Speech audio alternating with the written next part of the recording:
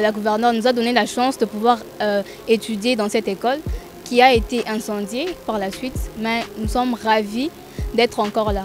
Et on remercie vraiment le gouvernement de notre pays d'avoir pu faire tout ça pour nous. Parce qu'on ne savait pas, normalement on ne savait pas qui allait s'en charger.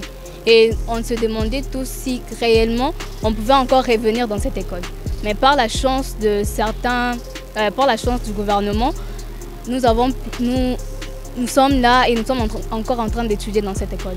C'est vraiment une joie et nous sommes ravis, nous sommes vraiment ravis. Avant la réhabilitation, nous étions un peu confinés et il n'y avait pas assez de classes. Certains étaient au collège et il y a eu des abus un peu du genre comme ça. Parce qu'avant, le lycée était resté l'ombre de lui-même, mais aujourd'hui, contre toute attente, nous évoluons dans de bonnes conditions. Oui, nous devons nous acquitter d'une grande tâche, c'est lui de passer un grand merci à Madame le gouverneur du là-bas.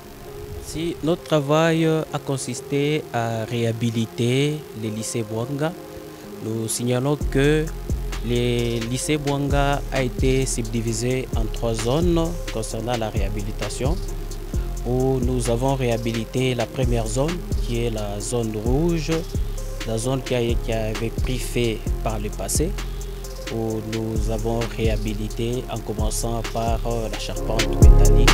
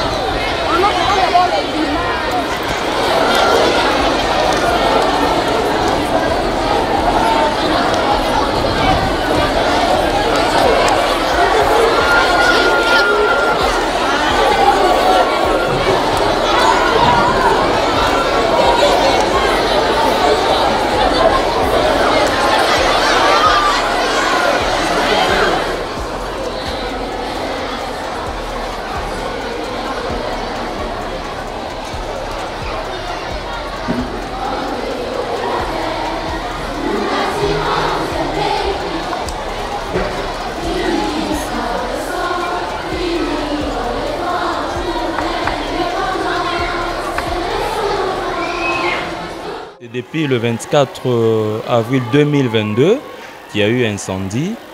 Et là, nous sommes très reconnaissants parce que nous voyons quand même que la maman a été prompte à la réhabilitation ou à la ressource de notre lycée.